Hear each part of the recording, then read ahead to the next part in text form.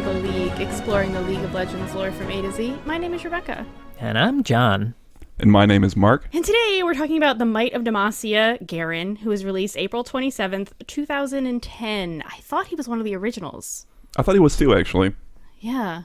Just the face. They released him and they were like, this is a face that people are going to want to see. We'll stick him on everything. This is the one. This thumb-looking motherfucker. I disagree, Riot, but go off. I was just going to say, for impression, y'all just want to do Demacia? We want to do a group Demacia? Shit. Yeah. On Ooh, 3? all together? Yeah. 1, 2, 3. Demacia! I really wanted to do Lux's Demacia. That was so close. Oh, yeah. Or we could do Nars Demacia. Come on, Leo! Yeah.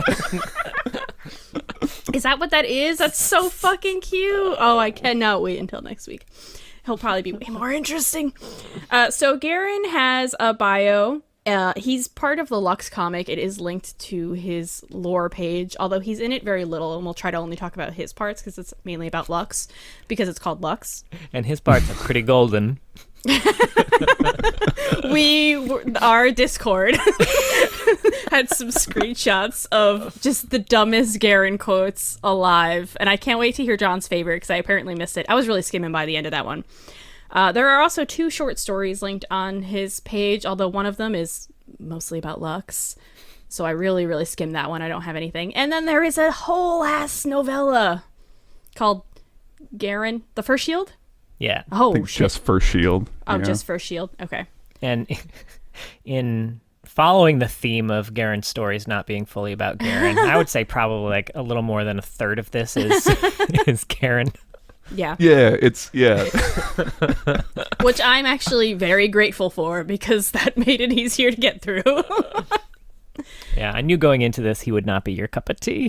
He's like, not your archetype. No, he's not my archetype, and I wasn't pleasantly surprised anywhere. We'll try to get that out of the way real quick. Darius, I was very pleasantly surprised, and it's funny because when I was reading Garen's novella, I was seeing so many parallels with Darius, which is super interesting that they could create these 2 characters who have a lot of parallels, and that, like, one of them isn't necessarily more heroic or villainous than the other, and that's really hard to do, and I think that they did a good job there, but how is he not nearly as interesting as Darius? I don't know.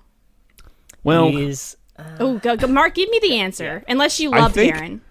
I didn't love Garen. I think there's potential. I think we kind of pointed out, talking about the novella, is that he doesn't really star in his own stories, right? I think the most interesting... Yeah. The most interesting one for me was the short story, the Soldier and the Hag. Yeah. Because it wasn't the story I was expecting. It was neat. Mm-hmm. And then the novella, okay, it's like, I was complaining to Sarah a bit. I was like, okay, Lux is gone. He's been tethered to Lux the whole fucking time. Lux is finally gone. Its name's in the title. And what do? They bring in Cythria. And Cythria is our protagonist to me. Which is, whatever. I don't know. We can talk about it.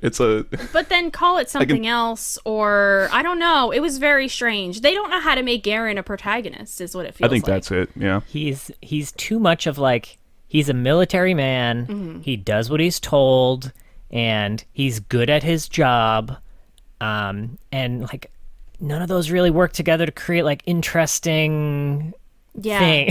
I mean, there's like Mark said, there's potential there, mostly with Lux, I think, in that relationship. So then when she went away, you're like, well, I guess, what does he do? I don't know. So real quick, I mean, Demacia or Noxus? Does anyone have big, strong feelings either way? Do you mean in terms of like which Who you would prefer? you side with? I guess. Who would I side with? Oh, it depends if I had magic or not. That's a good fucking point. Am I just me? Am I just a random asshole? I don't know, just sitting in your chair. Right? I'm not strong enough to survive in Noxus, and I would just be a nobody in Demacia, let's be honest. Probably Demacia. But I'd be alive, probably. Except shit's going real wild over there right now, so I don't know if I want to be join there. the military? They joined military pretty early there. In Demacia? They probably wasn't he like 14 when service. he joined or something? 12. 12. I like how, okay. It's like a Pokemon trainer. I really... You're 12. Hey, you gotta you're old catch enough them all, to right? join the military. I was really thinking, like, okay, maybe we'll have a discussion about the pros and cons of Demacia versus Noxus. But no, you were like, well, how does this pertain to my ass and where I'm sitting? Hey, man. Does that mean I'm automatically Noxus? I mean, I suppose. Runeterra is a terrifying fucking place to live in, right? If you're a normal-ass dude or lady. And it's like, I just don't want to get fucking squished or something, man. I was more just thinking, not where would you want to live, but like if there was a story and they're going to war, who would you side with? You're just here. You're just you. You're not in Runeterra. I don't know. I didn't say that. I don't know. why I got y'all really thought. scared. The idea that I was going to go live in Runeterra freaked me out. Why are you sending me to Runeterra? You're not in What did I do? Remember, so before we even started recording, we're like, well, there's We're a lot not going to here. get off on tangents today, We for gotta sure. be careful. But anyway, should we do the bio? Sure. Sure. It's really straightforward. He's a sword boy. Yeah. Yeah, pretty much. He's Garen Crownguard. I think we've mentioned that before, but that's his family name. Got an aunt named Tiana Crownguard who shows up in some other pieces of stuff. They kind of add in this bit that Garen's uncle, I guess Garen and Lux's uncle, was killed by a mage when they were young, and that's part of what kind of puts him on like an anti-mage slant. I guess he doesn't even get a name. He would have been anyway, Yeah, right? he's Exactly. raised in an Demacia. anti-mage. We really didn't. Yeah, need I that find it really addition. weak because like he doesn't get a name. He's just this uncle. He doesn't even get named later on, and yeah, it'd be more in line with Garen to just fall in line. His name's Plot Device Crown Guard. Exactly. Uncle Plot Device, no. Uncle Dead Meat. Oh man, I wonder what's gonna happen to you. My favorite uncle. Anyway. Gosh. Anyway, I think that's mostly it. He's in the Demacian military. He's very skilled. He eventually joins up in the Dauntless Vanguard, which is like the Demacian analog to the Trifarian Legion. They're the best of the best of the best, sir, with honors. And I think there's a bit of a conflict in the bio because it says that once he kind of returns home to start preparing to join the Dauntless Vanguard, he starts to kind of suspect Lux has magical abilities. But in the other piece, it's kind of more portrayed as he's always kind of known, like even when they were very little, and it's kind of repressed it. But beyond that, he's in the Dauntless Vanguard, and eventually he becomes the sword captain, which is the leader of the Dauntless Vanguard. So he's numero uno. He's the big cheese. That's the bio. Yeah, there are some things that aren't necessarily in the bio, but are, don't fit into any story and are probably worth mentioning. He is a close friend of Jarvan the Fourth. They were kind of grew up together almost, or like were in the military training classes together. Also a close friend of Tarek. Oh. Yeah.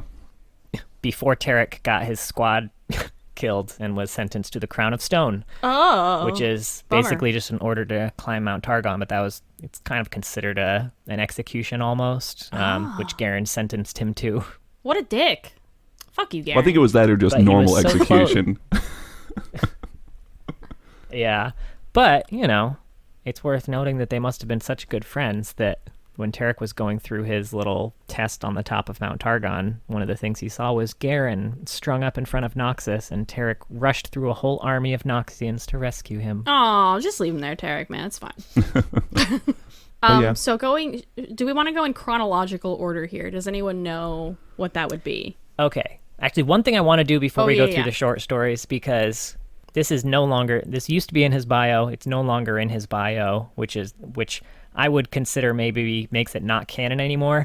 But there are so many quotes from champions that reference it that I also think it's probably still canon, but who knows? I know what you're talking his about. old lore. His old lore was basically like 3 or 4 paragraphs, 2 of which was fully dedicated to his relationship with Katarina. That's right. Right. Okay. Again, Garen not starring in his own bio.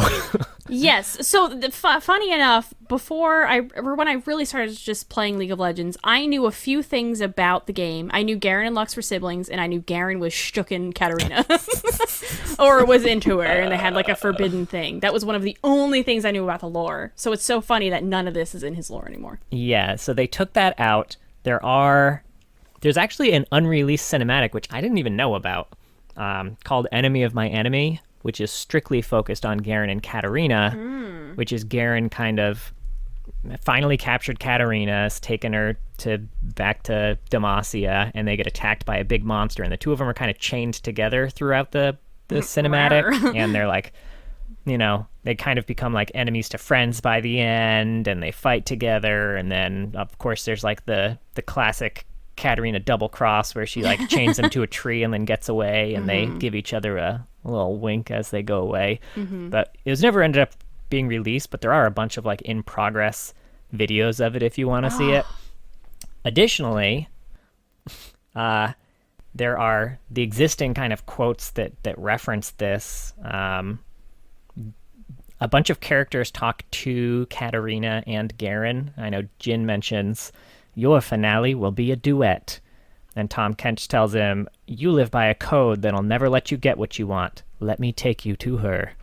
And Maokai says, "Stop carving words into my bark. Everyone knows G loves K." That's funny. I feel like this would make him more interesting, because what like makes Garen so uninteresting to me is how close-minded he is, and like how stubborn he is about it. He's just like, mage bad, and like he occasionally lets in a little bit of leeway for Lux, but even then he's like, oh, gross, mage, brr. So I feel like him having a bit of a connection to a mage and then a connection to someone outside of Demacia, Noxus, which they think is like all pure evil, would be like, oh hey, maybe I'm wrong. Right.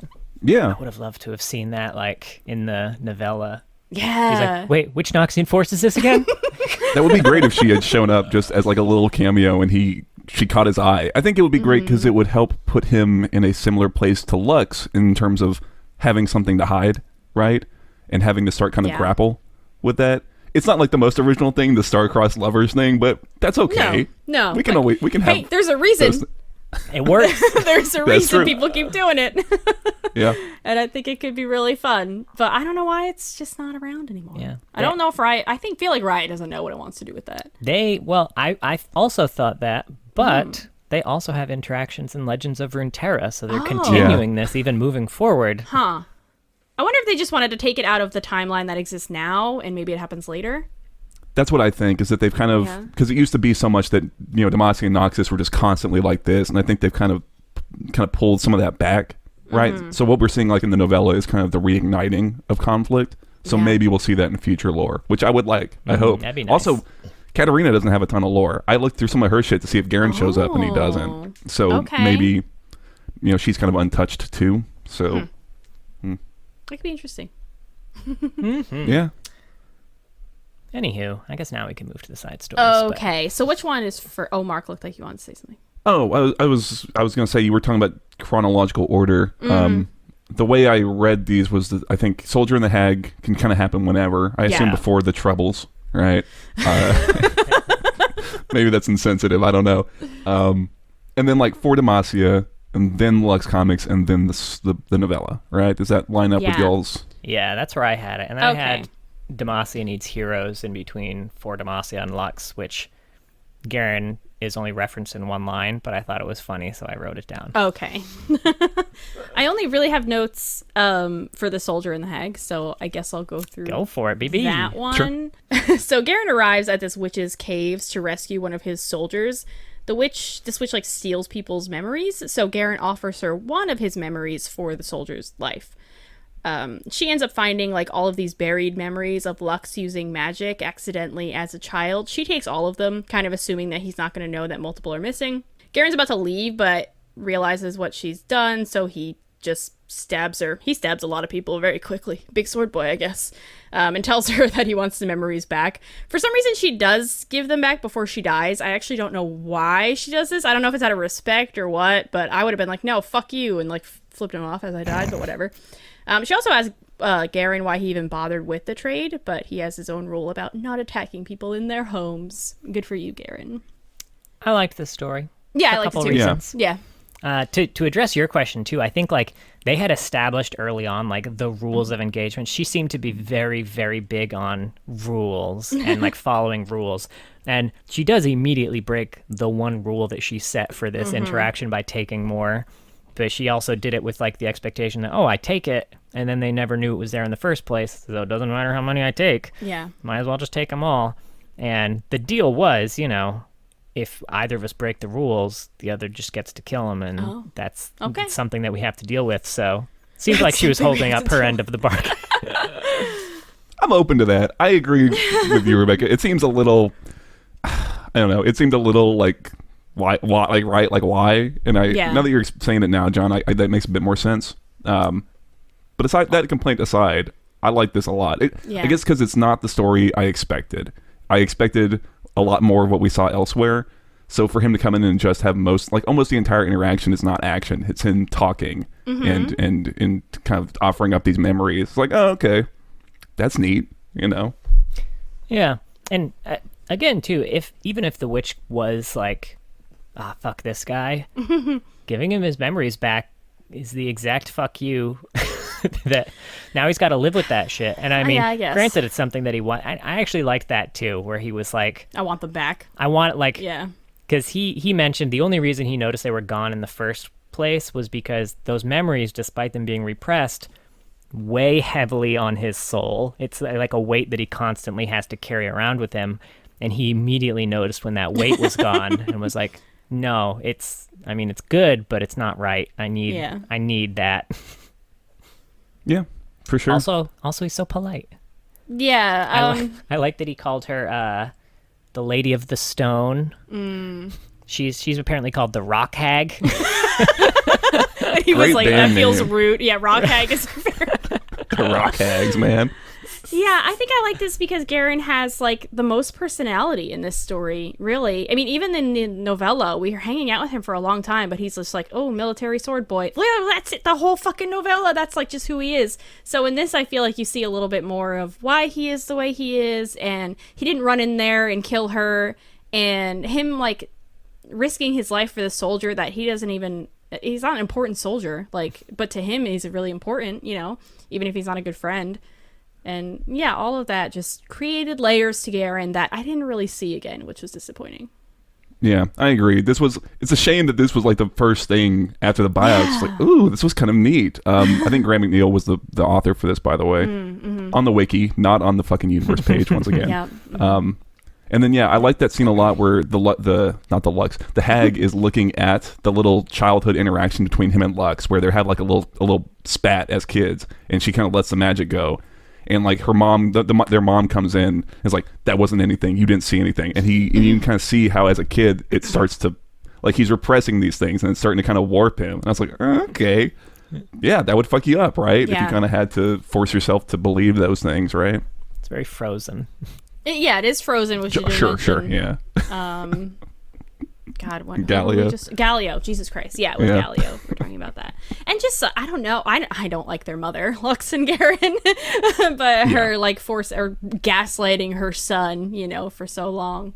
I feel like the impression that I got, too, I don't know how much of this was her mother compared to Tiana. It seems like true. Tiana has a lot of influence on that family. Yeah. That's also true. Only other thing from this is that Helmet Bro makes an appearance. He's the one getting his memories sucked out. I'm gonna start calling him out whenever he shows up. Nice. I felt like there were like 20 Helmet Bros in the novella. Yeah. The extended Helmet family was in the fucking novella. They were all there and they all died. To your point too, I know you mentioned that like you were kind of bummed that like this was the first one after the bio, and then you had to read the other stories, and we didn't see kind of glimpses of this as much. I kind of liked this being right afterwards because then I read all of the other stories with this one in mind. Like even though the stories weren't telling me that there were these, I kind of subtext read into a bunch of things that weren't there because I had read this one first. That's fair. That's a fair point. I don't know if that was intended or not, but if you do plan on reading the novella, read the Soldier and the Hag first. You shouldn't have to read a short story before a novella. But you're already going to read a novella, you might as well. Yeah. I also like that it's told from the Hag's perspective for the most part, right? It starts out with just her kind of watching Garen come in. It's like, oh, who's this fucking guy? Would you say that the Hag is the main character of Garen's short story? God, she is, huh? Oh, man. Want to move to Thor Demacia? Sure, that's also by Sure. Graham McNeil. Yeah. I know I have a lot of notes here. I don't have story notes. They're all just like random shit. So if someone else wanted to... Okay. Someone break down Garen's part of For Demacia. Sure, I can do that. I like how we both were theoretically. like, someone else do it, John and I. like there's a fourth only there was person. a third. Anyone who's here, all the people here. Anyone who's not me or John want to do that. Yeah, it's Hey, fine. he's got a lot of AUs, all right? Yeah, you gotta save your voice on that one, man. Yeah, so you said by Graham McNeil. Like we said before, this is really a Lux story. It's told from her perspective, but Garen does show up about halfway through. The setup is that Lux is going north to a town called Fossbarrow, ostensibly to honor her grandfather, but she's actually going to try and learn about her magic, because it seems like the further away from Demacia you get, the more magic can kind of flourish.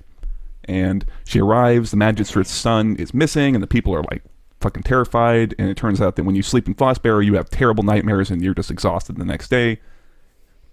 Anyway, Lux kind of goes out the next day, runs into Garen and some of the Dauntless Vanguard, who are just tooling around looking for the magistrate's son. There's a bit of tension between Garen and Lux, where they're amongst mixed company, so they're talking very light, but he'll like make a jab or two that seem to kind of be like referencing her magical ability a little bit.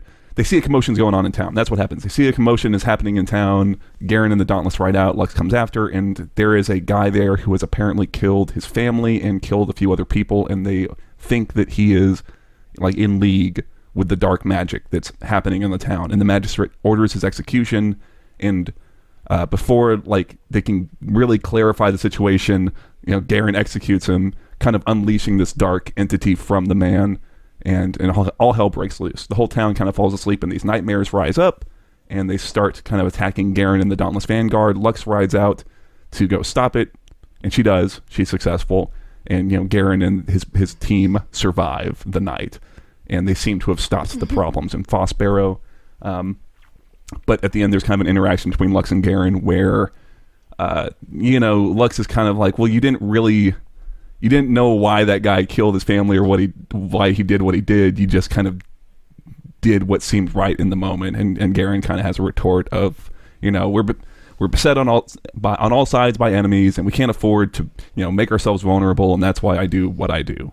For Demacia, right? It's like the last line between them. Ugh. I think that's mostly it. You can let me know if I missed anything major for Garen, but The only major thing that I would say, and this is actually maybe a question. Now, the Dauntless Vanguard, are we considering that all of the shield groups, or is the Dauntless Vanguard primarily shield group 1? I'd have to go check, because they break it down a little. I think it is all the shield groups, because it's like the Dauntless Vanguard always has the same number of people, and it's like 8 shields broken down into 8 companies of 16 soldiers or something like that. It's something like that. And when one dies, they immediately fill the space in the ranks. Gotcha. So I was curious, like, if Garen typically took like the first shield with him wherever he went for missions like this, and if that was true, something I immediately noticed was all those folks that came with him on this trip weren't with him on the next trip. That's a good point. Will also come up in the Lux comic, where we meet a few more of the Dauntless Vanguard he takes with him on his little, on his personal mission, and none of them come up again either. Seems like there's a high turnover rate in the Dauntless Vanguard. Well, that is something that kind of comes up in the novella, is that that has been a problem. I would say, if we, like, who knows, this is pure speculation, but all of these people in this story are described as being very, very fucking competent. Like, they're heroes in their own right. So it could definitely be the case that they're still in the Vanguard, but they just have been, like, they're in leadership positions in other shields or whatever. That would make sense to me, but I don't fucking know. I was curious if because two of them were actually specifically called out as being twins. I was curious if they were stand-ins for the twins in First Shield. They just love that, apparently, that little trope of just dig having warrior twins. Yeah. Also, it's not specifically called out, but I'm pretty sure this demon was Nocturne that they fight Yes. here. Oh. Yeah. Oh, Yeah, he's neat. got he does the light is fading quote. Then they're fighting nightmares. It's pretty, yeah. Nice. Every once in a while when I'm doing like reading a short story and I'm like, I feel like this is a reference to something that I hope John or Mark can tell me about. Yeah. Additionally, we talked about Garen kind of trading a few barbs with Lux at the beginning, but all said and done, at the end, when there's that giant like explosion of light, and then all of a sudden the enemies that the Dauntless Vanguard is fighting disappear, and they all clearly saw the explosion of light in the distance. Varia is like, "What the hell was that?" And Garen's like, "I don't know." He knows. He's got his sis's back. Yeah, I mean, he's not going to turn her in, which he proves several times throughout all of his shit. But Yeah. I don't know. This was the story I expected, because all of Garen's stuff, for the most part, is them fighting these nightmares, and I don't find the action sequences to be super engaging. Like, I liked it more. I like the action more in First Shield. This, Yeah. it was very kind of whatever. So it was just For flashback sure. to Garen fighting a nightmare, and it's really just about Lux. Exactly. The first shield fighting, I think, is very 300 reminiscent. This was I was thinking 300, actually. this I didn't like as much. Also, they used when the demon was talking through the form of the child, they used the term "a grin split his face," and in my head I was like, man, that phrase always makes me so uncomfortable, because I'm imagining like a grin literally splitting someone's face, but that's never what they mean. Yeah. But then it is then called out like, oh, and the grin split his face so much that it literally tore his face and he started bleeding. I was like, oh shit, that is what they mean this time. Now I'm more uncomfortable. I preferred it when it was just implied. Right. Yeah. Only interesting thing about this as well is in that Fiddlesticks teaser, when the two guards are kind of talking, they have a line about ever since Foss Barrow, the whole countryside's been on edge. So Oh, fuck, So this- Mark. Yeah. Nice. This whole thing did feel very Fiddlesticks, so I do like that it was another demon. yeah. Kind of fucking with the town. Is that just what demons do in Runeterra? They're like, let's see who we can mess with today. Parent fucking Lee. I mean, What a you know. good life. If I could be Right. anyone in Runeterra, I guess I'd be a demon. Sure, Sounds Evelyn's fun. the sex demon, but all demons fuck, you know? What? John, no. What? Who's gonna fuck Tom Kinch, man? Ew. How I'm dare you. sure, Mark, it's you could find Yeah. someone. Yeah, I'm I'm sure sure if I he go could, Google it, uh, right? Yeah. I'm sure he could Vor? catfish someone. John, Yeah. Hey. we both went in different but gross directions. Not to imply Vor is gross. I'm sorry. I don't mean to yuck your yum if that's what you're into. So real quick before we actually get into the comic. Oh, actually, Which is called Lux. Yeah. No, actually, I'll save this. This is Okay. actually between okay. the comic and First Shield. I forgot. So the Lux comic, I'd never read before. It's a lot about Lux and Silas, and just Silas in general, and it really gave me Silas's backstory, and I'm going to try really hard. 'Cause I'm very emotional about everything to do with Silas, and we just need to tamp it down for like a year and a half, or however get to long the it's bubble. going to take long. for Lock us it to away. get- lock it up. Lock it up for now. I guess I can talk about it when we get to Lux, actually. But Yeah. Garen's role in this is kind of babysitting Lux a little bit, setting her up with his best friend. She tries to do. Which Tiana convinces him to do. Yeah. Like a baller move. Yeah. Like, hey, no one will... First of all, actually, I didn't realize that Tiana knew about Lux until this Oh, yeah. comic. Yeah. That was the first tip. And I do like that he's like, yeah, she's got magic. I can marry off to Jarvan. Then no one can do shit about it. Yes. So their whole idea is, and she's also been talking a lot of like, maybe Demacia way isn't the best way. And he's like, how dare you? Our laws are the best laws. This is basically what he says. Yeah, so he wants to marry her off to Jarvan because, you know, no one will accuse her of anything if she's married to the prince, obviously. What else does he do in this? I mean, gets there's beat up. one, Fights. one pretty big moment in this The books? with Garen. Actually, Oh. not with books. Although that'll be on our Twitter. That's all for I could think sure. about. That was the funniest thing I've ever seen. I'm trying to When think. he's fighting Silas has run out of magic, and can't fight Garen. Oh, yes. And then Silas, Garen swings at Silas, and Silas blocks it with his gauntlet. And all of a sudden, Silas has magic again. Yes. So, and he even says something. He says, interesting. Yeah. And he's like, you don't even know what you're doing or like what you're up against. Now, there's a couple reasons. There's a couple Mark's potentials. looking, yeah. Yeah, hit the potentials. None confirmed. Yes. All still potentials. Yeah. Now, one, it's implied his sword is made of kind of a type of, or is like mixed with petricite, which we know absorbs magic, which Silas can then suck out, which he does in the temple later. Could just be that his sword is imbued. Holding magic. Because it's also, Garen probably fights a lot of mages. He's Demacian. And also, I think, who is it? Swain has a quote specifically about his sword that's like, oh, you don't even know what you're carrying into battle with you.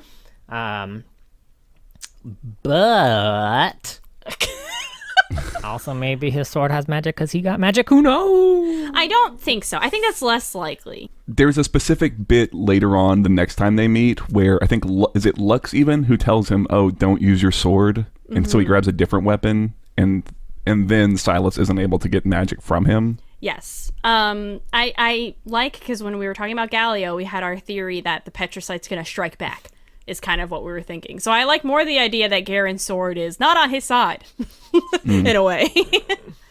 But yeah, the idea of him having magic in some way is interesting, and not out of, plausibility, because they also do talk a lot about how magic is inherited, and Lux is the only one in her family that we see who has magic. So unless Tiana does and she's hiding it, which is a possibility, or Garen, it's just like a repressed gene that maybe he hasn't tapped into. I don't know. Yeah, something like that. Maybe it's very minor, or something. Who knows, right? There's a lot of ways you could go with it. It would be interesting. Yeah, I'm curious. So this is also the comic where Jarvan III dies. The king. We hardly knew ye. Silas kills King Jarvan, and Garen was like too hurt to really help, I think. Well, Silas shows up and finds King Jarvan dead. Oh, that's right. Yeah. And he's like, who the fuck did this? Was it you guys? And they're like, no, it wasn't us. Like, who the fuck? Yeah. Oh, God. This is so interesting. There's a lot of layers here. Nothing to do with Garen. He sucks. But everything else. Is who killed Jarvan, I guess. They all think it's Silas still. Yeah. Everyone thinks it's JR? Silas for sure. Yeah. So Garen's last part in this is towards the end. Yes, it is. Oh, he apparently had a line that John thought was the funniest shit in the world. But you go ahead and say what he does, and then I'll get into the line. Oh, God, I don't know. He just lets Lux go. Okay. He tells Lux to, like, round up the mages, or he's sent to kill the mages. Is that it? The mages that are escaping? He's like, sent to round up the mages. Jarvan sent him to round up the mages, and he sees that Lux is leading them out, and he lets them go, which is kind of a big deal for Garen. Yeah, I think it's that, and that he's, like, Lux full bore, like, ults, like, to get the way clear. So there's no like repressing this shit. It's right in his face. She's good. Yeah. I think I know what line you have in mind, John. Go ahead. All right. Now, I was really skimming by the end. Do you remember Twilight? Of course. When do you remember Twilight? You've never seen it. He's like, say it. Garen, they literally have that interact. Garen says, you're a, and then Lux says, say it. You're a mage. My sister's a mage. Yeah, I think he literally says my sister's a mage. I would love if he said you're a vampire. Right? They just like... he just doesn't get it. They forgot to fix it. Oh, yes. My favorite line. And Mark did a nice panel on the comic for me, so we'll post it on the Twitter. But Lux had been like sneaking out and giving things to Silas in the prison that he was in. And Garen catches her coming back, and she's trying to be like, oh, I was with my, I don't know, what is she part of? The Illuminators? Illuminators. I was with the Illuminators, and he says, do not lie to me. You've been taking books. Books that are not for children.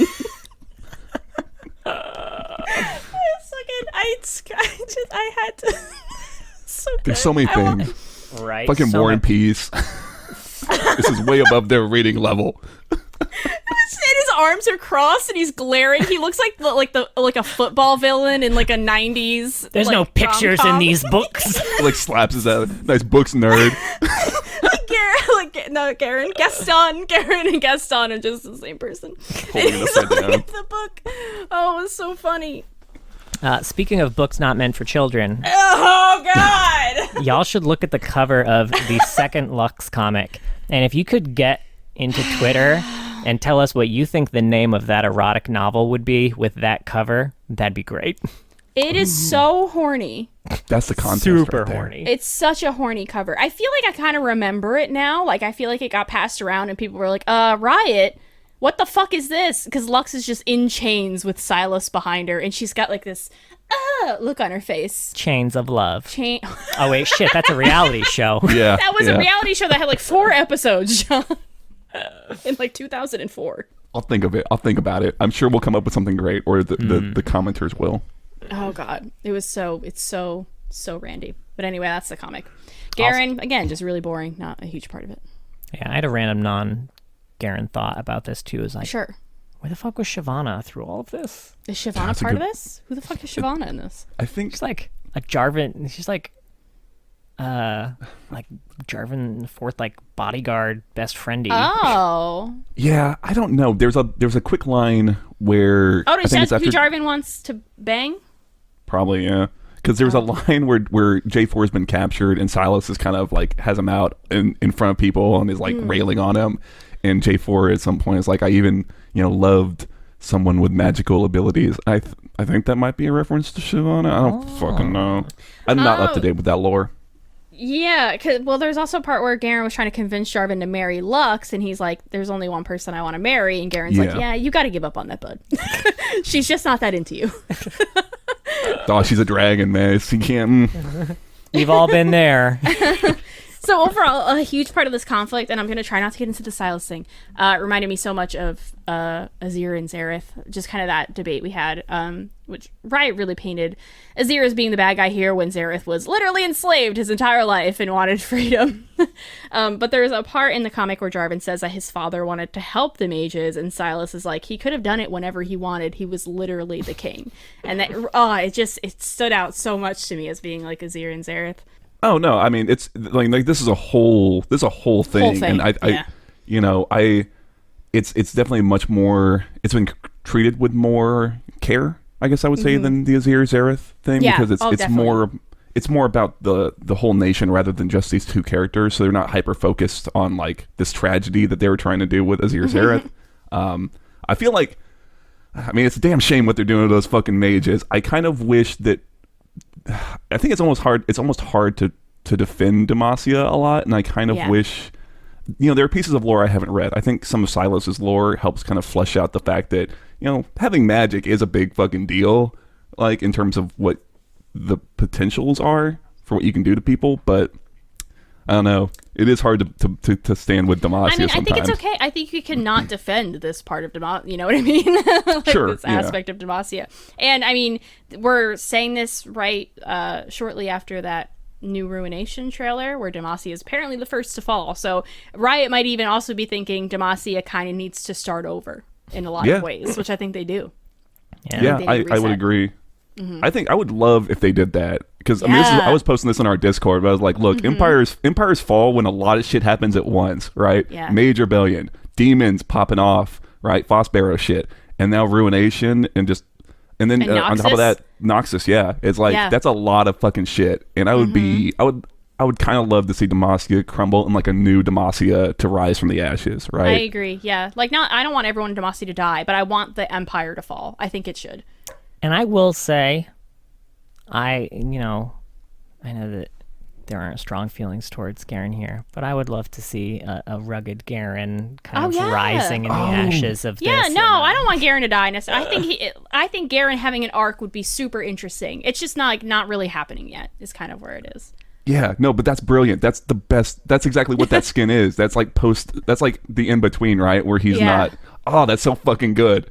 That's my best thing. That's the favorite thing about Garen from this whole thing now is the head canon. That's what the rugged Garen is. Oh man, yeah, you could do that. You could have like old Demacia, like think Roman Empire, where it's split in like Eastern and Western, right? Like you've got like old Demacia that still holds on to it, you know, and you've got like the new Demacia, where like Lux and kind of what the Illuminators are trying to do. I don't know. There's a lot of ways you could do it. I would love to see a Riot kind of pull the trigger on it. Yeah. Overall, though, I'm not a fan of the oppressed people rising up against their oppressors and being villainized for it. I just don't think it's the hot take we really need right now. And I can see how you could get there. You know, Killmonger and Black Panther, something like that. People doing it the, you know, quote, wrong way. But I don't know. I don't think it's like, it's not the story we all really need right now. You know, it was a bold attempt. Yeah, but I don't know. I mean, Silas is villainous in a lot of ways, but they're not necessarily. You know, Riot they do a fairly good job of being like, there is no clear hero and villain here, in all their shit, which I like. Yeah. Except Lux. Hell, they gave him a British accent, so. And not Russian. Yeah. That's how you know they're a villain. Yeah, right. Oh man.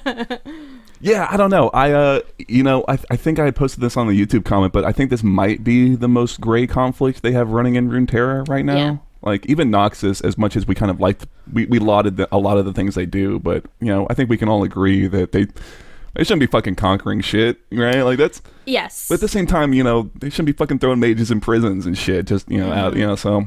One thing that really generally appeals me to Noxus is that they don't enslave anyone. Like, that's just they got that going for them.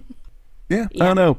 There's a lot of shit that happens in this comic that's about Demacia that's not really related to Garen. It was funny because Silas has a bunch of great fucking faces in this comic. He emotes a lot. Sometimes it's funny, but you know, at the very least, he has a wide range. And you said, "Oh, Garen doesn't emote," so I went back and started looking. That motherfucker scowls 24/7 this entire fucking comic. I couldn't find one fucking like image to show like, oh no, look, here's a different emotion. Nah, it's all the fucking same. It's so bland. Oh. Yeah. All right. Garen. So we didn't really talk about this beforehand. But do we want to just kind of talk about our feelings for the novella and a little bit about what happened rather than going through, because normally a story we go through like what the whole thing was about. A lot of this was about a side character, Cythria. Have we talked about her before? Who is she again? She's kind of come up. She's a Legends of Runeterra character. Oh, okay, that's why y'all knew her. I was like, this name sounds familiar. About half of the novella is just her joining the First Shield and not feeling ready and good enough, and by the end she's like, maybe I am good enough, and that's about half of the novella. Yeah. Or so. The rest is told from Garen's point of view. Or Quinn's. Yeah, Quinn's was a pleasant surprise, actually. I didn't realize she was going to pop up here. Yeah, she also has her own she has her own short story that leads directly into this, because when we meet her, it's kind of said, oh yeah, sorry I was late. I've been literally running for like 3 days straight to get here. So we get the short story of why that happened, and in which we also find out that Valor, her birdie, does not trust Garen. Ah, interesting. But does trust Jarvan. Oh. Yeah. Is it that he didn't trust him or didn't respect him? I don't remember. I know what you're talking about with the Demacia needs heroes. Doesn't respect, you're right. Okay. Yeah. Oh, shit. Fuck. Well, fuck you, Garen, damn. This bird don't like you. Yeah, I don't know. Do we want to kind of go through what Garen's doing? Sure. I mean, yeah, it's I think we like the really quick summary is they're going out to go find Garen's great uncle, not his original uncle because his original uncle's dead, who's the ambassador to like one of these independent nations that Demacia has an alliance with, and he's kind of, something's weird, so they're going to check it out. They go to check it out. Turns out it's Noxians. Noxians have kind of wormed their way in and are preparing like an advance force, and then Garen and his team have to kind of hold off the Noxians while Quinn gets out the message to Demacia. And she doesn't really, but luckily they get saved by like raptors, which are like, they're kind of like griffins. I don't know. And everyone survives. And they reforge the alliance. Well, not everyone survives. A bunch of people in Garen's group die. Yeah. But not all of them. Yeah. So that's something. Hey. Yeah, it is Yeah. interesting. There's some good things happening here. I think I really liked. So, Garen, they have to like have this fancy dinner, to welcome them all and be like, oh, I don't know what you're worried about. The whole thing is that his great uncle is dead and a mage has taken his place and is impersonating him. And Garen's trying to like kind of suss that out and is feeling weird. I love an awkward dinner scene. I know that's very specific. It's part of the reason why I love Gilmore Girls. It's just full of weird, awkward dinner scenes. Really enjoyed it. It was very red wedding vibes, without quite being that violent, but just this like tense buildup of shit's going down. Yeah, I agree. That was that, and the immediate action that follows in that banquet hall was like the highlight of the whole thing for me. Because like you said, it's Garen. He's out of his element.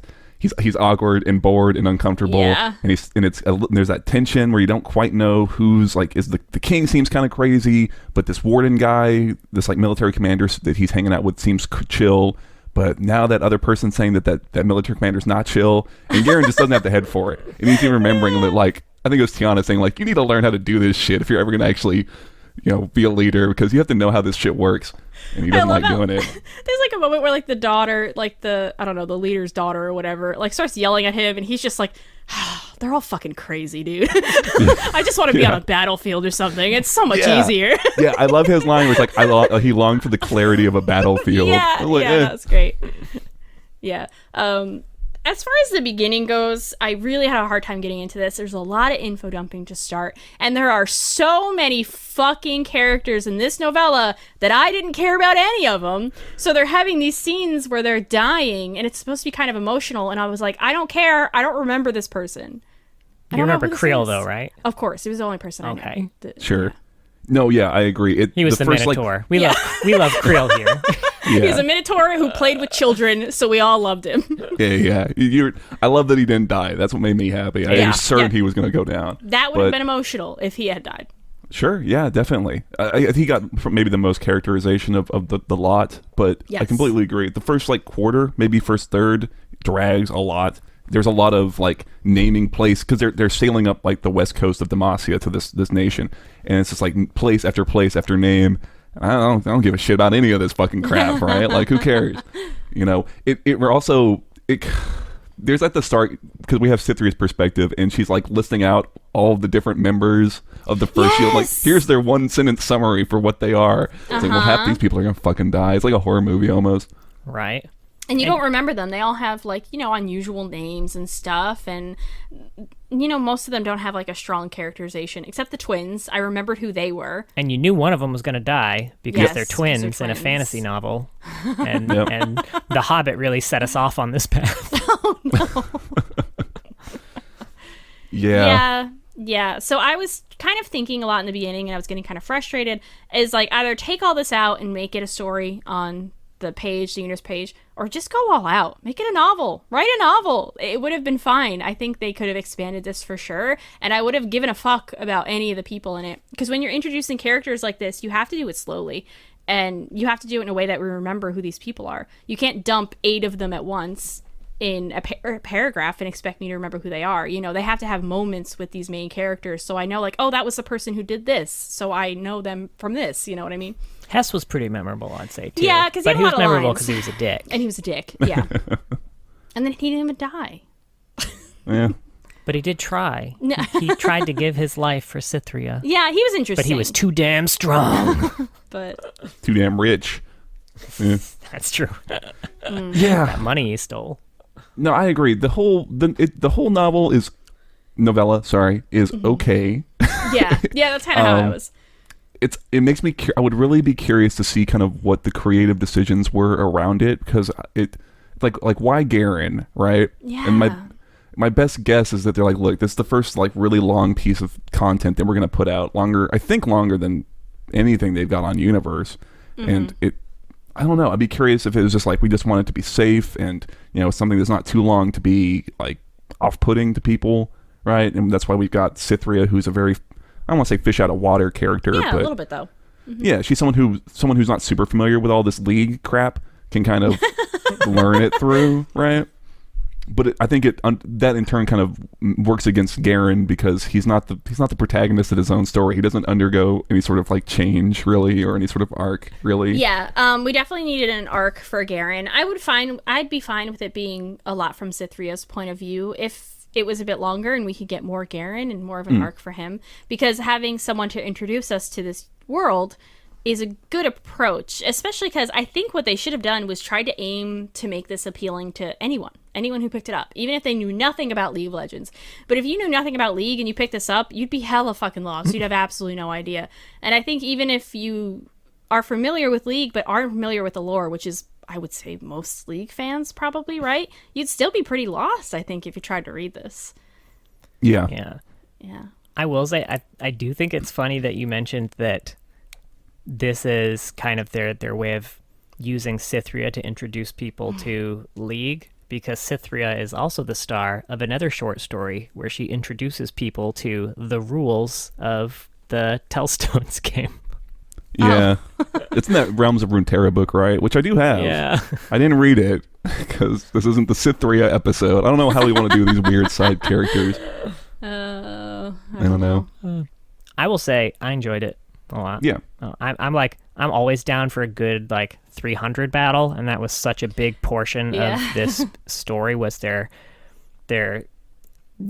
stand with these few soldiers up against the Might of Noxus. And they're stuck on a bridge and locked in on either side. That was a really interesting setup. I think that was good. And they specifically even mentioned the 300 phalanx kind of formations, which was fun to visualize, and I enjoyed the way that whole thing was written. I'm a less critical reader, for the record. I just like to vibe. Yeah. So I dug it. Also, are we thinking that mage was LeBlanc? Absolutely. That's what I was thinking, right? Okay, yeah, there's a mage who pops up. That's LeBlanc. Well, she's the one who's disguising herself, right? And she disappears without a trace. They also and mentioned there's like doubles and shit. Towards the end, that a raven was watching them all with red eyes, and I was like, "Hell yes, Sway, let's go!"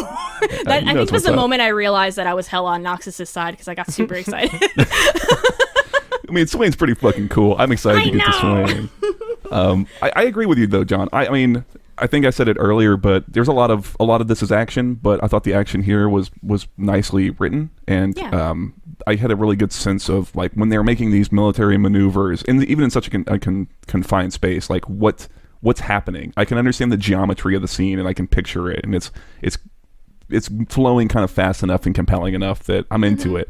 And there's a couple of things where like in that banquet hall scene, like Garen comes off as a fucking unit. He elbows somebody's helmet, and like he elbows a helmet, bro, and like dents the fucking helmet in, and he like fucking stomp kicks somebody over a table, and like snatching like halberds out of people's hands. It's like, yeah, all right, Garen pretty fucking cool here.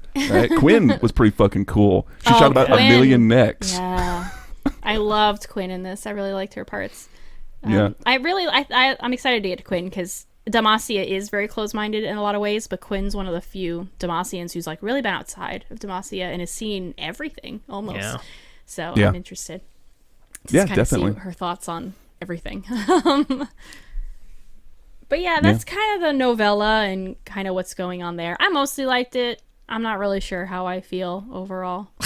About it. How much was it? It was pretty cheap. It was like $5, right? At most, I think it was $4. Yeah, $4 so on Amazon. If you think you'd dig it, it's pretty cheap on Amazon. Yeah, I mean, I definitely hope that Riot does this again and tries this again with a different character, maybe. And I'd say go big, man. Go big, Riot. Just write a book. Like, it doesn't have to be a novella. I think you can go deeper and write something longer. Look at how many like Star Wars novels there are, and like Magic the Gathering, Halo. Like you can do it. and you want people to be able to just pick this up. Like people can pick up like the Witcher books, and having never played or seen The Witcher, I mean they're much older than the show, and they'll just fall into it. It's fine. And I definitely think you could do that here. Make it appealing to just anyone who sees it. Yeah. For sure. Yeah, I agree. This is a pretty solid first foray into this longer form stuff, but I absolutely agree. Something much longer would probably serve them well. Maybe even an MMO. Who wrote this, by the way? I didn't. Was this also? It is Anthony Reynolds-Lene, who has shown up a lot earlier. I think I remember him so. with Shurima type stuff, like maybe a Mumu. I think he did Nasus for sure, but that name has shown up some. Did we want to hop into some cinematics? Sure, John, Sure. take it away. I'm going to lean back. He's in several cinematics. He's in Before Glory. We talked about this with Fiora. You know, it's basically a bunch of kids practicing in the Demacian practice field, pretending to be their heroes, Garen and Fiora. And then Garen and Fiora show up and show them all about how they shouldn't fight for glory. They should just fight to be little badasses. And then they go fight a dragon. I did like that the bridge that shows up in this also shows up in that Ruination Demacia trailer, because I've never seen it elsewhere. So I guess they've just got the art right. They're just like, fuck it, just use this. But still. Yeah, nice touch. He's also part of Legends Never Die, which is like my favorite Worlds theme ever. He's one of the 3 featured champions in this one. It's got a very kind of like Naruto Rock Lee vibe, where it's got like Ashe, Lee Sin, and Garen all like just training themselves to the bone to be the best of the best of the best. And we kind of see them all starting from when they're young and weak. And then at the end, they're all big and powerful, and Garen is leading what I assume is the first shield into a massive battle, and he's just wrecking folks.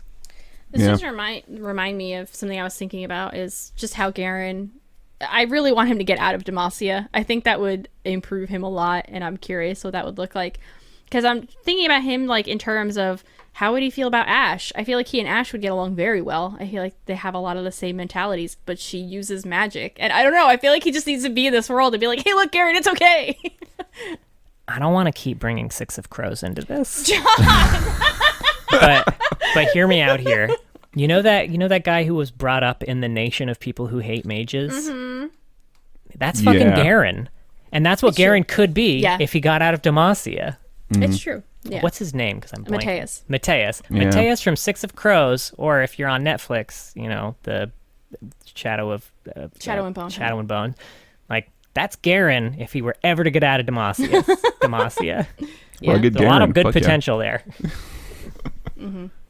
So he's also part of the Warrior cinematic, old and new.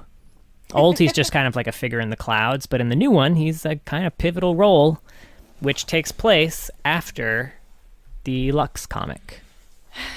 So yeah, this one Silas is attacking what I assume is kind of a Demacian outpost in the north, or in Freljord, somewhere like that, somewhere cold and snowy. Garen gets his ass kicked. Garen does get his ass kicked fighting against Silas once again.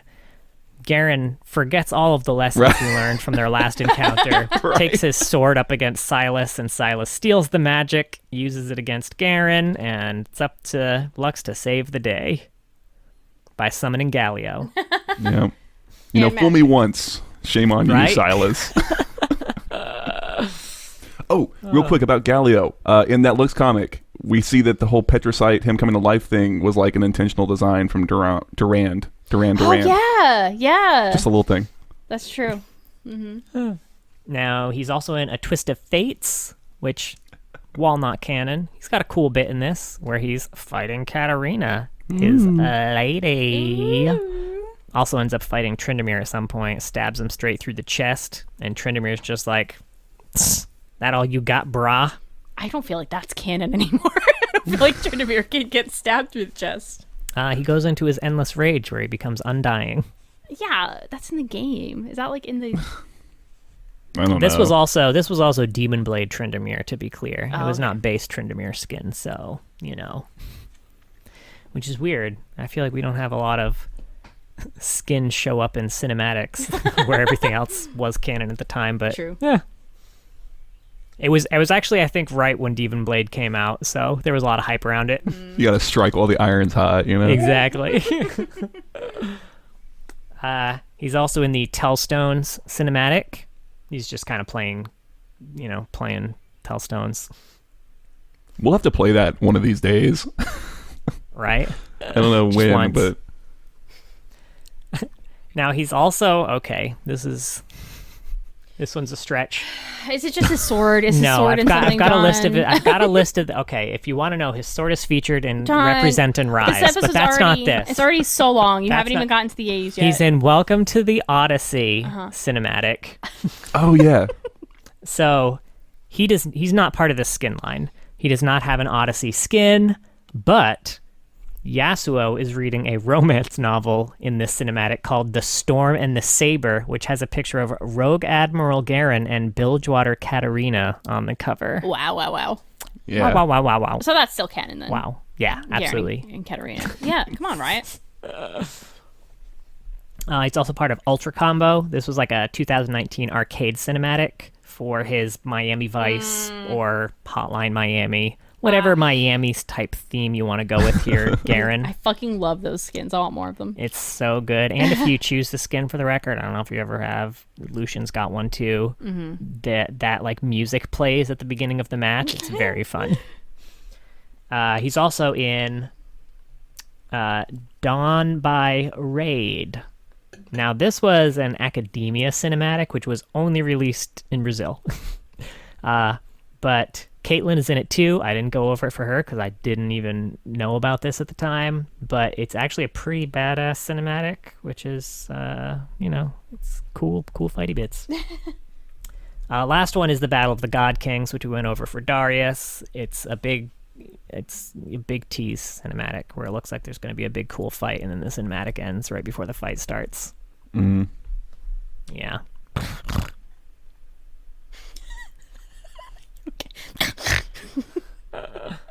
All right, moving on to AUs. You got this, honey. Now, he's part of Battle Academia, kind of like we mentioned with the cinematic. Now, this is set in a world where champions go to school that cultivates the next generation of superheroes. So this skin line's separated into two schools, Durandal and Labrys, though the lore has like an additional three, Amrita, Babylon, and Sharur, which are all named after mythological weapons. The academies themselves are built around these giant titanic, like sentient god weapons. And Garen, who is referred to as brother to Lux in quotes in this lore. That's how little they give a shit. God. Garen is the only biological child of his family, but was neglected from an early age as his parents spent all their time developing the god weapon fragment that would one day become their daughter, Lux. As he vented his anger in increasingly delinquent ways, Labrys sought him out for enrollment, where he eventually joined the Battle Club. This is kind of an interesting take on Garen that I want to learn more about. Well, everyone's paying attention to Lux, so I'm going to be a delinquent and act out. I like that. Yeah. Reminds me of Klaus from Umbrella Academy almost. I can't help you there. I'm sorry. Nope. Well, apparently it's too deep a cut for our folks here. For a main character from Umbrella Academy. So he's also part of Burning Tides, set around the port city of Bilgewater. All of the champion skins are just directly related to Bilgewater. And this is where Rogue Admiral Gadmer... Rural Jor... the Rogue Admiral Garen comes from. A faded bounty poster from the Demacia naval authorities notes that Admiral Garen is a deadly adversary and should be engaged with caution, lest he cut off your head and send it back to the capital. Each year, the Demacian naval authorities receive a disconcerting number of human heads. This is one of Riot's thirstier skins, I would say. Yes, it is. And in fact, like, I think all of the champions that are part of this skin line, including like Aatrox, who's a hammerhead shark, still so thirsty hot, as fuck. I don't know. Yeah, that's a hot skin from Aatrox. Is Phil Six a part of this one or no? All So right, listen, maybe he's the exception, Mark. He's not part of... He's part of Bilgewater, yes, but not part of the horny skin line. Okay, cool. Speak for yourself. But yeah, this is the same one that Fiddle Me Timbers is part of. Oh, such a good name. So So he's also part of Mecha Kingdoms. Now, these great kingdoms warred for generations until the arrival of a new enemy. To fight back, they're blessed with gifts from the heavens. Will they rise above their past to save their future? And Garen actually has two skin lines here. He's got the regular Mecha Kingdom and the Prestige. So once a ruthless warlord, Garen led his armies to victory after victory, laying the foundations for the Versentia Kingdom, When the Leviathans appeared out of nowhere, he opted to put aside his dream of uniting all of the great kingdoms under his rule, and instead march his newly fashioned Avalon alongside his former enemies for the sake of humanity. Avalon, I think, in this reality is kind of like a giant robot, but... Yeah. And then his prestige one, having been elected the leader of the United Great Kingdoms, Garen will stop at nothing until the safety of his people is ensured. Armed with an Avalon upgraded to the teeth, he stands at the forefront of the mightiest warriors from across the land, determined to lead them into battle until the Leviathans are no more. Now, we've got a bunch of AUs to go through still, but even just these, like, handful, way more fucking interesting. Yeah. Yeah, Reformed Warlord Garen is an interesting take on Garen. Maybe that'll be, post Demacian Fall. Oh, that'd be nice. Yeah, maybe. Now, he's also part of Warring Kingdoms, where rival empires vie for power as they attempt to unify the lands, while brave warriors and stoic generals test their skill against the greatest heroes of the era. So this is Warring Kingdoms Garen. Brave guardian of Azir's ancient fortress, Garen is a mighty warrior who charges fearlessly into even the most hopeless battles. He fights for the glory of his ruler and the safety of his people, a powerful, if headstrong, force for justice. So I guess we know where he falls on the Azir, Zareth side of things. This is different. It's different. It's different. He's also part of Commando. Where he's naked. He's naked. Most commandos excel at amphibious attacks and military paragliding. This one spins very fast towards things while holding a giant sword. It's basically the same. I was really hoping he would do his spinny move in the novella. I know it's not practical and it would never happen, but come on, man. They reference it. Yeah, they it's a have, little they more... have him spinning, but it's very subtle, because you Yeah. can't twirl around like a ballerina. Yeah, they made it more practical. So says you, Mark. That's fair. That's a fair point. Y'all never seen them whirling dervishes? That's true. That's fair. It's fair. People are riding raptors at the end to save people. Come on. He could spin around. It'll be like that Highlander movie we just watched. Oh my god. Anywho, he's also part of Dread Knights. Set in an alternate Freljord, it features champions as part of an undead knight order. Dread Knight Garen, once a valiant hero, he fell to the promise of power great enough to save his land. Now, twisted by the corrupting magic of his master, he commands the frozen legions in their march upon the living. Only desolation remains in his wake. I always look up the skins while you're doing this so I can look at them. This one's so stupid. It doesn't look as cool as the story makes him sound. He has the biggest shoulder plates ever. They go above his head. Please look this up. Please look up Dread Knight Garen right now. Garen's always got unrealistically large pauldrons, but these ones are intense. Is that what You want to see you big nerd? pauldrons? Just check out Tiana. She got some big fucking pauldrons. It's comically big, and Tiana. In the comic. Those things It must be a family massive. thing. Or just the higher ranked you get in Demacia, the bigger your pauldrons are. Do you think that maybe the crown guards just have really weak shoulders? That's their Achilles heel. Maybe So he they have in the to... I was gonna say in the novel that's where he catches one at the end, the big end fight right in the How? shoulder pauldron. I will say though, real quick, I really didn't like that end fight. We were liking a lot of the action pieces, but going back to the novella for just a second, him getting up, it was just so unrealistic and so I don't know, Deus Ex Machina a little bit. Where he's fighting the guy with a hammer. Yeah, a bunch of times. And he definitely should have lost that fight. But he's he finds some inner strength and wins very suddenly. Yeah, I didn't like it. Not just completely sidetracked, but did you also kind of feel that way about the Raptors showing up to save the day at the end? I know they referenced them earlier. Yeah, they did try to reference them. I wish we would have gotten a little bit more, another step between they saw the Raptors and thought they were cool, and the Raptors were saving them in the end. I know Valor went to go get them or whatever, but I would have liked. I know. I guess I just would have liked another hint that they were going to be there. But I guess something did have to kind of come in last minute to save them all, or they weren't going to get out of there. But I don't know. Garen just standing up after getting beaten with a hammer a bunch of times and killing the guy in one blow was. Yeah, maybe he could have just stayed down, and then just gotten saved.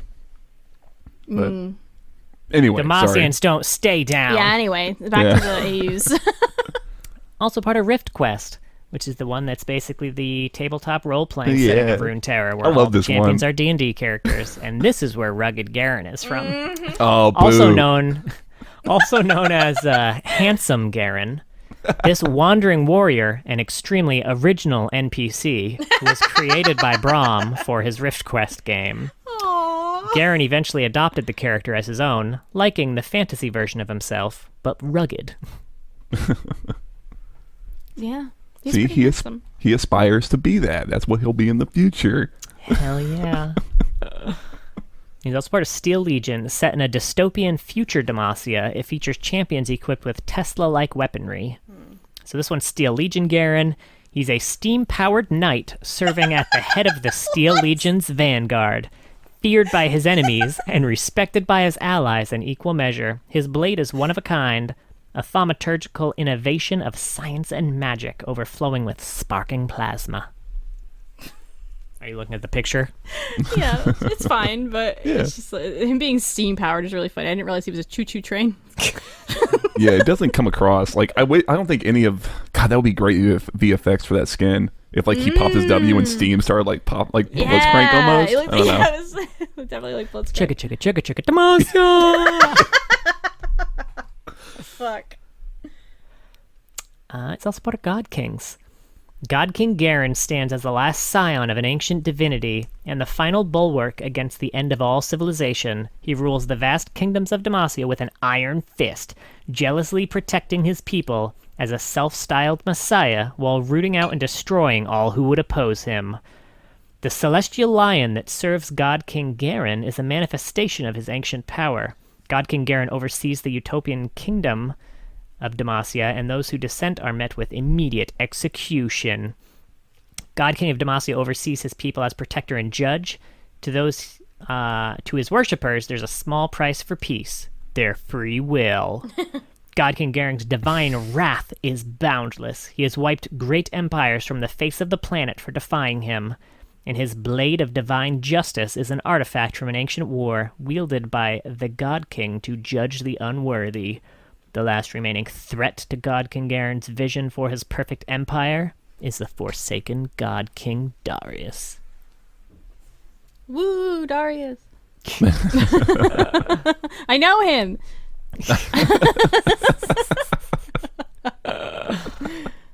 And the last one, Demacia Vice.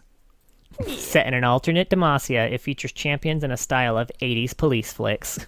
Only 2. I need more. It's true. As chrome eagles cry and steel panthers growl, lightning hot justice is delivered nightly by Detective Garen Stryker on the neon-drenched streets. A black belt in Ionian martial arts, his katana-wielding cop pushes it to the limit with every case. For Demacia. Give me this novella, Riot. Shit, that's fun. That's a great skin blurb. Right? Yeah, I like that. That's good. I like it. All right, that was the AUs. John's got some fun facts now. Yeah, all I've got left is fun facts. Go for it, honey. I guess just his voiced by is Jamieson Price. And his dance is likely based on a Johnny Bravo dance. Oh. Doing the monkey. Oh, fuck. Yeah, shit. Although pre-visual update, he used to dance to Bye Bye Bye. Oh my God. Yeah. That's how you know that shit's old. Mm-hmm. And last fun fact. Oh, sorry, there's 2 more fun facts. But just out here lying. Out of the 155 champions that are in League, only 21 of them don't have any AP ratios on any of their abilities. Garen is one of them. It's very thematic. Yeah. Yeah, I guess that's true. But I keep building a Leandries. Should I not do that? No, do it. Fuck. Get your burn on. You know, all the Garen I play all the time. Right. Hey, please.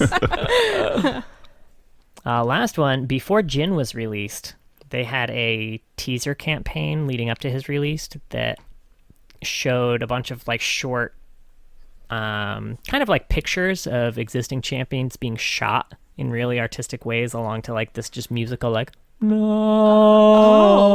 Oh. Garen was one of them. Oh, okay. And for a while, kind of before Jin was released too, they replaced Garen's icon kind of on the website too with a vision of it that I guess looked almost as if he was like a statue and he had been shot, and there were like shards of the statue coming out. Neat. Yeah. See, that's how you do it, right? You change the skin. You don't delete them from the game. Well, he wasn't actually shot, okay? So it's not actually canon. Actually, it's good. Those are all my fun facts. I think we did it. Garen. I know. I've been dreading this one, and now I know why. Was it as bad as you thought it would be? No, it was basically what I thought it was going to be. Just very dull. I don't know. I don't know. I liked it. I will say he's very swordman. He's very military swordman. Yeah. There's not, like, he has occasional nuance to his character, but for the most part, he's military swordman. If you're a big fan of the military swordman trope, you are gonna love this shit. Well, You're gonna devour this. You can be a military swordman and have a personality, you know? And I just don't really see it so much here. Yeah. I don't know. I mean, you said there were, like, were finding parallels with Darius, and I felt that as well. And Darius is a better example of someone who's got more, there's layers to Darius, right? As we kind of went through. Like, Darius hasn't gone through an arc really either. He's poised to kind of start one. And I don't want to go back to the novel too much, but there are hints in the novel of where Garen could start going with an arc, but they don't really ever jump on him. They kind of push a lot of it to the side, which I think is a shame. So it maybe it was like they didn't want to do a big lore arc or change in a novella.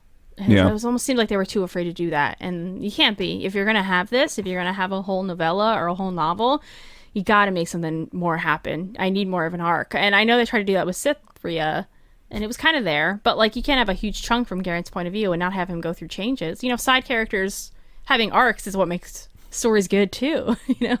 Yeah, I don't know. Also, if Darius and Garen got in a fight, I'm rooting for Darius. Not even I'm rooting for Darius. I think Darius would win. Interesting. Very interesting. Well, maybe because, I don't know. Garen's kind of conflicted right now, I guess. Darius is too, I suppose. My reasoning here is I think that Garen would look at Darius and think, wow, what a barbarian, and just kind of see him in that way, which is how he viewed all the Noxians. But he did admit these were big warriors. I have to be careful. But I think he would just look at him and think, barbarian monster. Whereas I think Darius would look at Garen and know exactly who he is. He would know everything about him. That's very true.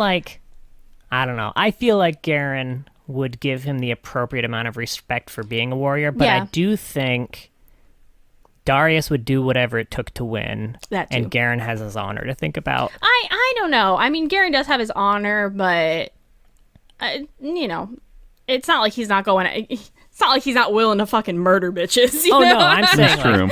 If it were a fair fight, I think it'd be super even. Mm-hmm. I don't think Darius has no incentive to make this a fair fight, and I don't think his honor demands it. Like, Darius cares about winning the fight, and I feel like he's out of course. It's just like it's all about winning. That's all that really matters.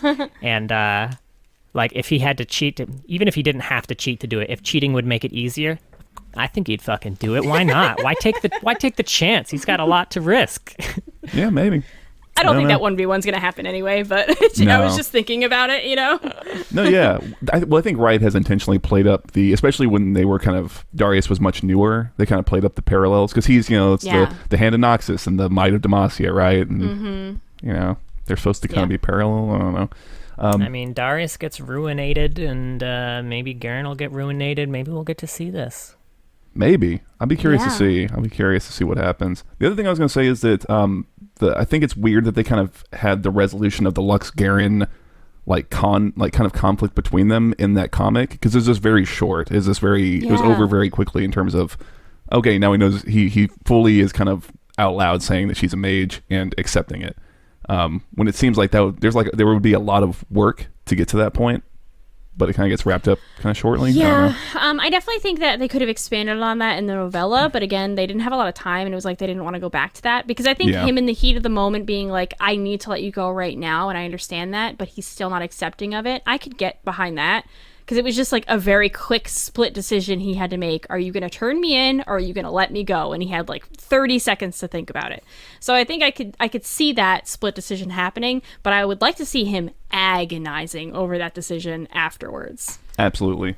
Yeah. And there's, like I said, there's hints of it in the novella. You said it too. But obviously they were busy elsewhere.